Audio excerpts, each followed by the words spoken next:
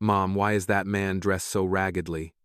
The innocent question from a child echoed through the frigid Cheyenne, Wyoming train station, drawing every eye toward the gaunt man quietly hobbling along with a cane.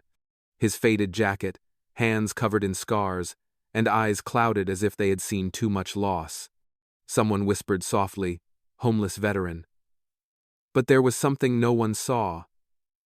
The faded flame tattoo on his arm, the only remaining trace of a military mission, erased from all records. And from that moment, the truth began to leak out, bit by bit.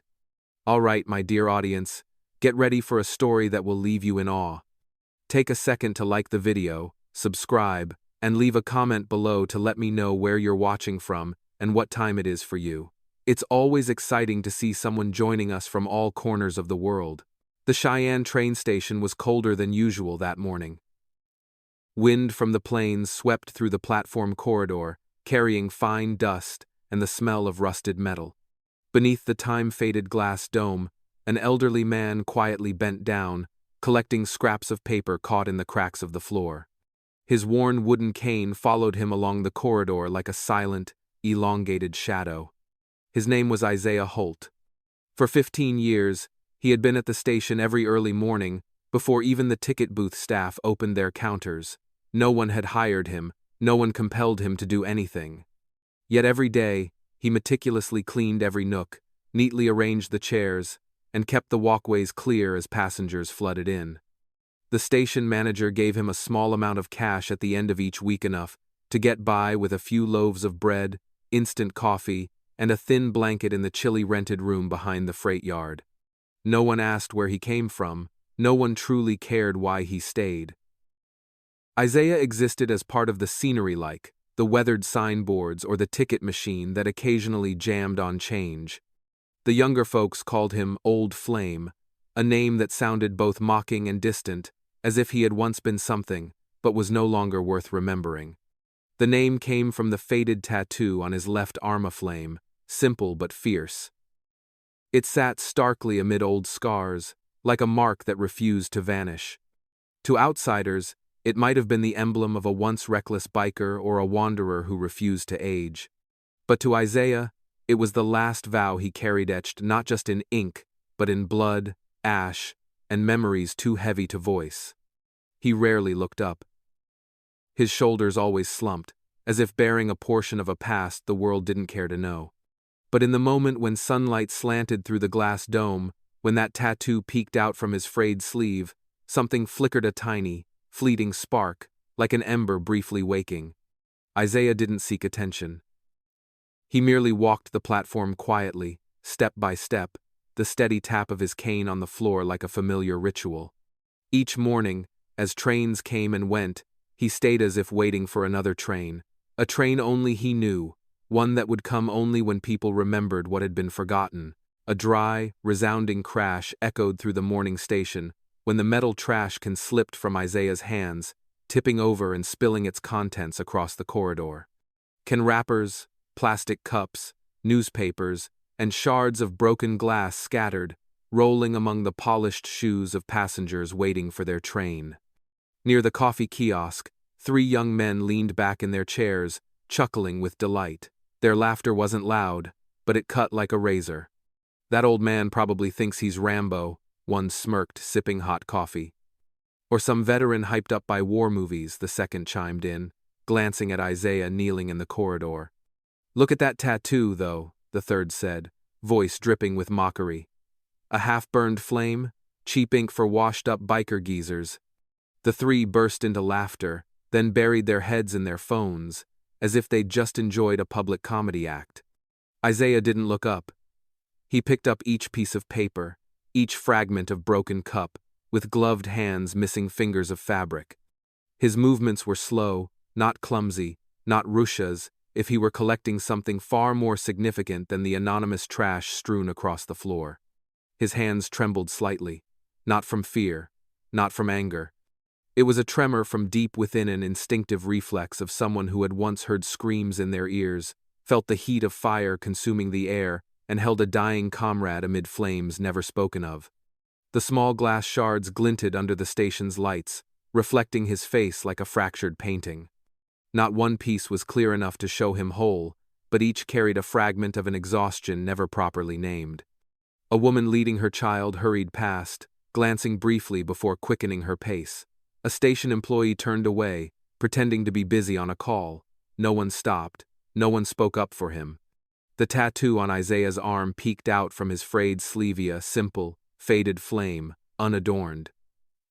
It had once been a guiding signal for a unit in a war zone. Now, it was just an excuse for mockery. But he paid no mind to their stares, not because he was used to them, but because he knew they couldn't understand. How could those who had never walked through fire comprehend the cost of silence? He secured the trash can, swept the floor clean, and stood upright. Not a word of rebuttal, not a glance in response, just a silence, heavy as an unspoken vow never heard. Inside the Cheyenne station, the crowd dispersed, waiting for the next train. On a long bench near the window, a young soldier sat upright, his eyes fixed on the steaming coffee cup in his hands. Gabriel Reese, Marine Lieutenant, was on his way back to his unit after a short leave. He wasn't in uniform, but his demeanor and the sunburned skin around his collar spoke for him. Gabriel paid little attention to the crowd around him until his gaze drifted to a familiar, gaunt figure at the end of the corridor. An old man, leaning on a cane, slowly picking up trash around the waiting area. Something about the way he bent down, the careful steps, and the steady rhythm of his breathing made Gabriel pause. At first, it was mere curiosity. But then the old Mantha one the nearby kids had just mockingly called Old Flame leaned down to pick up a train ticket stub under a bench. The movement caused his sleeve to slide up, revealing sun-weathered skin and a faded tattoo. Gabriel squinted. His heart sank slightly. It wasn't a decorative tattoo, not the kind you'd see in roadside parlors or on the arms of impulsive youth. It was a flame, simple but distinctive, curving along the veins of his arm as if in motion. A symbol Gabriel had seen exactly once, in declassified files of top-secret missions, Ember Strike. His breath caught. The coffee cup tilted silently, hot liquid spilling over his fingers, but he didn't feel it. His eyes were locked on the old man with the worn cane, and hunched back the man he'd thought was just a homeless drifter scraping by. A pulse throbbed behind his neck, memories flooding back like a march order. Ember Strike mission erased from every map, where a group of Marines was trapped in a fiery hell, and only one person brought them back. Gabriel stood abruptly, but he didn't approach immediately. He stood there, motionless, in the ceaseless movement of the station, as if all surrounding sounds were muffled, leaving only the beat of his own heart. That man could be no one else but the one who led them through the fire years ago. The one Gabriel's generation knew only through fragmented stories, the one with a name no one forgot. Firewalker. And in that moment, he knew some medals are never awarded, but they still burn quietly on the skin, like a flame that never dies. Some battles are never mentioned in history books. Some heroes survive, but carry silence like a sentence. Ember Strike was one such mission. The Syrian border, that summer, burned like ash. The wind carried sand and the roar of artillery. A Marine platoon was ordered to cut through a controlled buffer zone, a corridor of death, to rescue a humanitarian group that had lost contact. They moved in at dawn, under a terse directive, no mistakes, but they didn't know they were stepping into a trap. Mines detonated. Fighting erupted from three sides. Fire erupted from an enemy fuel depot hit by stray rounds, incinerating every escape route. Radio signals jammed, communication lines completely severed. A true dead zone, enveloped in fire and despair. Amid the chaos, a corporal named Isaiah Holt, the platoon's deputy, stepped forward. He held no command authority, wasn't designated a leader, but when the commanding lieutenant fell in the first volley, every eye turned to him. Isaiah didn't issue orders, led the way. He recalled every topographic map, every crevice, every corner he had hand-drawn in his notebook before departure. When smoke obscured vision and heat melted compasses, he relied on instinct, intuition, and the survival sense only those who've lived too close to death could develop. 18 went in, 14 came back. 4 names didn't make it. 3 fell during the escape. 1 died in Isaiah's arms, begging him to deliver final words to his mother. Isaiah memorized every syllable, and he kept his word. After the mission, the group was evacuated to a transfer point, but they were forbidden to speak of it. All data was confiscated. Records of Ember Strike were stamped, destroyed per classified protocol. No medals, no memorial flags, no news reports. Isaiah received a sealed envelope. Inside was a single line, "We will remember." But memories are fragile, and promises from the system often scatter faster than ash. He stayed silent. For all the years that followed, he never spoke of it. He carried only the flame-tattooed sole remnant of that erased mission as if etching onto his skin a vow, even if others forgot, he would not. And perhaps, because he knew, in the end, only he could keep that fire from fading. The Cheyenne station had never been so silent.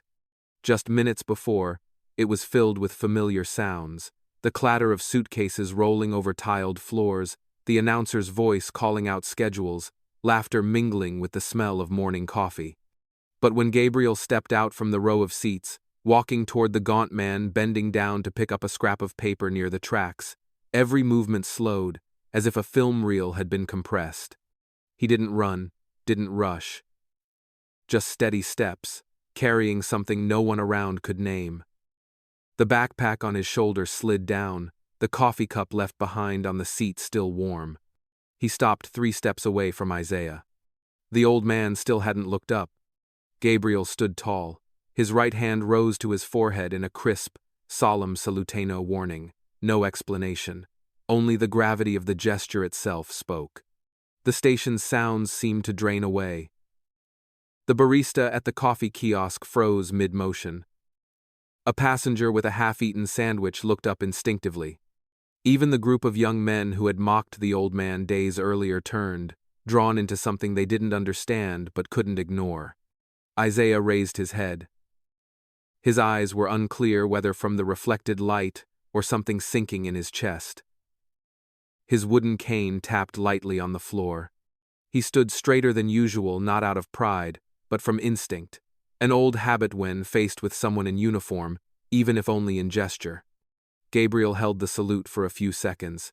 No one counted, no one prompted. But each second stretched like a cut through the divide between 2 generations, one just back from a modern front line, and one who had never truly left his own battlefield.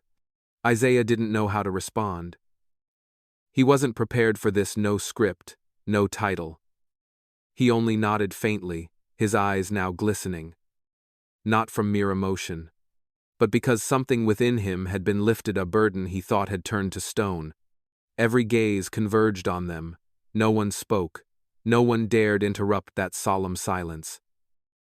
And then, Gabriel lowered his hand, giving a slight nod. No one knew who he was. But that salute was enough for the entire station to understand. The man with the cane, whom they had overlooked, dismissed, passed by without a glance, was Firewalker, a piece of history never retold. A month after the day the Cheyenne station fell silent because of a salute, the wind still blew cold as ever, but the air had changed. In the early morning, without announcement, without loudspeakers or signs, people began to appear. From across the states, men, some old, some young, started arriving. Some wore old military jackets, their unit patches still on their sleeves. Some leaned on canes, others came with their children or grandchildren. All of them, without prior arrangement, found their way to the Cheyenne train station where, 4 weeks earlier, a young officer had stood at attention to salute an unknown old man. An American flag was strung across the main corridor, tied with simple white cloth, but hung as straight as in a formal parade. Beneath it stood a row of polished wooden chairs. In the center, one chair sat empty, waiting. Isaiah arrived late, not because he hesitated, but because his legs were no longer as steady as they once were. He wore a thick, ash-gray coat, the one that had kept him through fireless nights, folded as a pillow at the bottom of a bombardment shelter. Today, he donned it for the first time in years, not for warmth, but as if reclaiming his own memories. When he stepped into the station, no one clapped. No one cheered. But one by one, they stood. Some placed hands over their hearts, some bowed their heads. And one among them, a man with white hair, his chest adorned with faded metal ribbons, stepped forward and said softly, just loud enough to be heard, "Firewalker, the one who led us through the fire." Isaiah didn't respond, but his gaze no longer dropped as it once had, not out of pride, but because now he was no longer alone. The ceremony had no speeches, no nameplates. But each person carried a story, a fragment of memory touched by Isaiah in some way. A man he had bandaged when a leg was broken in a red zone. Another who had seen his silhouette vanish into burning dust, never expecting to see him again. A young soldier lit a small candle. The tiny flame stood firm against the wind. They passed around an enlarged photo from a rediscovered journal, a rough sketch depicting Isaiah carrying a soldier on his back, stepping through a wall of blazing fire. No one ordered that reverence. It came from gratitude, from reawakened memories, and from a truth that could no longer be denied. The old man who once swept trash in the station was the reason they were still alive. Dear audience, take a moment to relax or grab a glass of water, then continue listening to the story. There are still surprising twists ahead. Comment 1 if you're enjoying the story, so we know you're still with us. As the quiet memorial drew to a close, the evening breeze swept through the station platform, carrying the scent of damp wood and memories yet to be voiced. The crowd slowly dispersed, leaving only a few lingering around Isaiah. Among them was an older veteran, tall but slightly stooped, holding a weathered metal box. He needed no introduction. Isaiah recognized him immediately, Marcus, the man who had crawled with him through a blazing corridor years ago, when only 3 of them remained uninjured. Marcus opened the box. Inside, there were no medals, no insignia. Just an old, warped notebook, its cloth cover stained with ash and long-dried blood, a reddish-brown smear that had become an accidental pattern of time. "We thought this was lost in Syria," Marcus said softly, his hands flipping through the pages as if caressing the past. "But Isaiah quietly slipped it into my backpack when I was unconscious. He wrote down everything, every person, every last word." The first page was a list. Not a roster, but names paired with slanted handwriting, final words they spoke, the places they fell, or a small memory only those who were there would understand. One whispered a request to tell his daughter he'd be there for her next birthday. Another asked to be remembered for his smile, not the bullet wound. Not everyone would have the courage to write such things, but Isaiah did, not for glory, but for fear they'd be forgotten. News of the notebook spread slowly at first, within small veteran groups. Then a military history student photographed a few pages and posted them online. The caption was simple: "A soldier recorded the memories the military chose to forget." And then, like a spark catching on dry plains, the story blazed. The hashtag number Firewalker began to appear. At first, a few lines of remembrance, then hundreds, thousands of tributes. Some recognized their loved ones' names in the notebook. Others had heard their fathers speak of the man with fire in his eyes. Some had never known of the mission but wept reading farewells written in trembling ink amid bombs and bullets. People didn't need to know who Isaiah was, but through each worn page, they understood someone had remembered for them what time and the system had tried to erase. In a world accustomed to scrolling past, the notebook made people pause. And for the first time in years, the name Firewalker was no longer just a mark on an arm, it was a memory rekindled from what was thought to be ash. 2 months after the old notebook spread across social media, the name Ember Strike began to resurface on the lips of those once told to forget. No longer a rumor, no longer a shadow in comrades' memories, it became a formal question sent straight to the Department of Defense. Why was a mission that saved 14 lives absent from the records? A special investigation was launched. Witnesses from multiple states were called to testify. Old files were reopened. Faded lines under redacted ink became clear under magnifying lenses. Never before released photos were restored. And at the center of it all, one name always emerged: Isaiah Holt. No one refused. No one hesitated to confirm. They spoke of the blazing night, of the man who led the way with his own back, and of how he stayed silent while others were still screaming. Isaiah, now 74 years old, received a letter bearing a red wax seal, inviting him to Washington, D.C. No lengthy words, just a single, concise sentence. You are respectfully invited to attend a Medal of Honor ceremony for actions during the Ember Strike operation. He told no one. He simply folded his gray coat into an old suitcase, checked his twice-repaired wooden cane, and quietly boarded a train. The Pentagon on that winter morning gleamed with sunlight but offered no warmth. Red carpet lined the halls, portraits in gilded frames along the walls. When Isaiah entered the auditorium, a strange silence spread, not from surprise, but because those present understood they were witnessing something beyond ceremony, something of conscience. There was no background music, no lengthy speeches. When his name was called, Isaiah approached the podium slowly, his cane tapping lightly with each step, like a metronome counting time. The man presenting the medal was a general, his hair white, one of the soldiers Isaiah had saved. His hands trembled as he pinned the ribbon to Isaiah's chest, not from age, but from something within him being set free. The entire auditorium stood, no one spoke, no one needed to. In that moment, amid the gilded national emblem and rows of reverent seats, an old veteran was given back what time, war, and the system had taken, his honor. And Isaiah, as always, merely nodded slightly. He didn't cry. But his eyes in that moment shone like the first-time fire reflected on water, not for glory, but because, at last, the truth had a voice.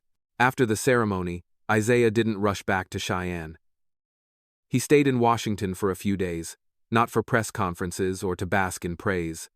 He walked through old streets, stopped by a small bookstore, and paused before a war memorial, where the wind turned pages of names like unfinished poems.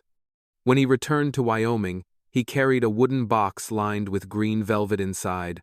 The Medal of Honor gleamed under thin glass, but he didn't keep it long.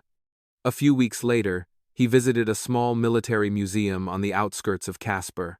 Most of its artifacts were donated by veterans. The red brick building stood quietly amid faded grasslands, unassuming, rarely crowded, but warm like a half-open drawer of memories for those patient enough to linger.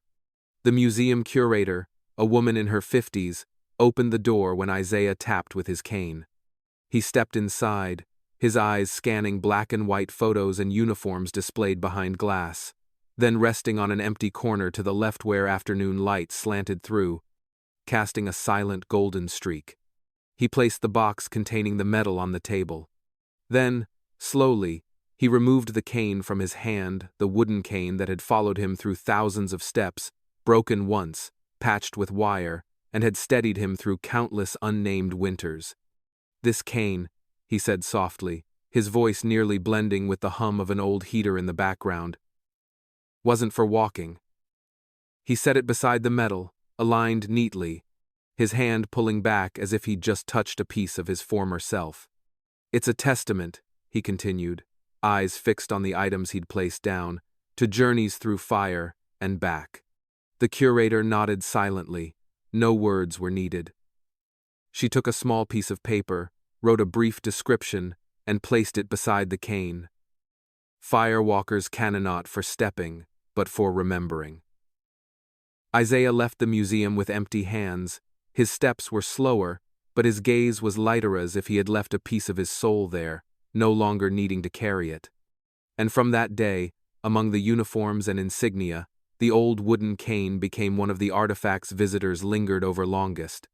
Not for its material value, but because it told the story of a Manasseh forgotten who walked through fire and chose to leave his legacy in the quietest way, with a silent underscore beneath the flow of history. It all began with a video less than a minute long. The person filming was a senior communications student, present at the Cheyenne station that morning, standing by chance near the wooden bench where Gabriel Reese suddenly stood and saluted a hunched old man with a cane. She didn't know who they were. She only felt that the moment carried something unusual, a strange silence enveloping the typically noisy station, a spark in the air that was both solemn and heartfelt. She posted the video on the social media platform X that afternoon, with no effects, no background music, no lengthy caption. Just a simple line, "I don't know who he is," but that look made the whole world pause for a moment. Within 24 hours, the video reached 2 million views. By the third day, it surpassed 7 million. Not because of sensationalism or fame, but because of something old, something real, that people didn't realize they were yearning for until they saw it: genuine respect. The press began calling the Cheyenne station. Major news networks sent reporters to the scene. No one could find Isaiah. He had no phone, didn't use the internet. But they found the notebook. They found Marcus. They found the museum curator displaying the old wooden cane. And piece by piece, the story of a man once forgotten was reassembled. The rusty mailbox near Isaiah's rented room began to overflow. Not with bank notices or advertisements, but with handwritten envelopes, in trembling script, pencil, ink, even left-handed scrawls from veterans across America. One from Montana wrote, "I thought I'd been forgotten, but you reminded me that honor doesn't need applause."